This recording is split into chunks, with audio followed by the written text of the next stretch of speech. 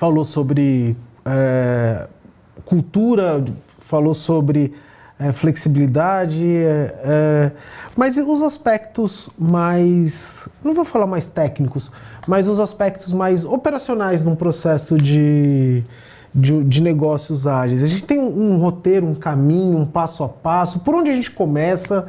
Como é que eu começo a implementar agilidade nos negócios da minha organização? Qual que é o primeiro passo? Boa.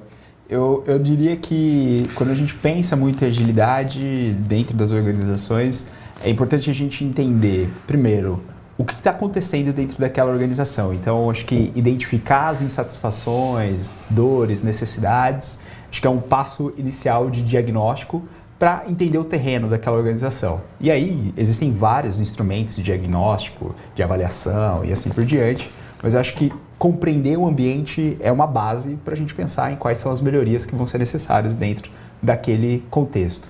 Acho que um segundo ponto que acaba sendo super importante também é mapear as cadeias de valor ou as cadeias de fluxo que existem dentro daquela organização. Então, um exemplo muito explícito é, se eu trabalho dentro de uma área que faz contratação de pessoas, atração e seleção, quais são as etapas desse fluxo?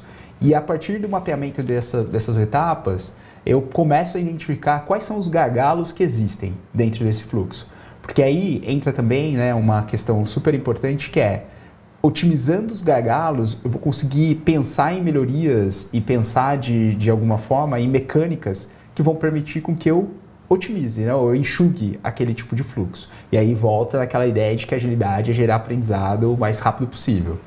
Acho que um outro elemento interessante também, pensando nessa aplicação de agilidade dentro das organizações, é tentar avaliar de alguma maneira o impacto daquilo que está sendo feito. Então, eu vou dar outro exemplo, pegando aqui essa questão da atração e seleção. Uma pergunta que pode surgir é, quanto tempo eu tenho levado para poder contratar pessoas? E aí, acho que uma segunda pergunta é, quanto custa eu não ocupar aquela vaga? Certo? Então, são perguntas super orientadas ao impacto de eu não ter uma pessoa ali ocupando aquela posição.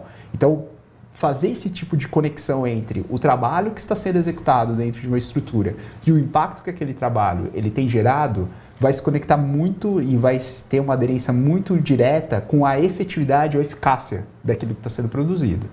E aí eu acho que tem uma cerejinha do bolo que ela acaba sendo super importante nessa ideia de levar esse modelo mental de agilidade, que é o aspecto de reconhecer as pessoas que são clientes. Então, é identificar as necessidades, identificar os comportamentos dessas pessoas e, principalmente, avaliar se as soluções que estão sendo propostas por aquela estrutura, elas estão aderentes às expectativas das pessoas. Então, exemplo prático aqui, voltando para esse caso do processo de atração e seleção, será que o processo seletivo, ele tem sido um processo seletivo inclusivo? Será que esse processo seletivo, ele tem oferecido ali visibilidade ou de alguma forma, informações ao longo de todas as etapas, tanto para a pessoa que é candidata, quanto para a pessoa que é gestora e responsável por aquela vaga?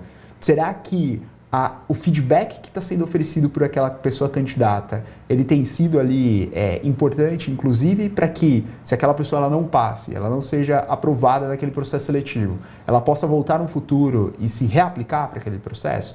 Então, isso tudo parte de um viés que é modelar soluções ou propor ali adaptações dentro de processos, produtos e serviços que tem a perspectiva da pessoa cliente como base principal.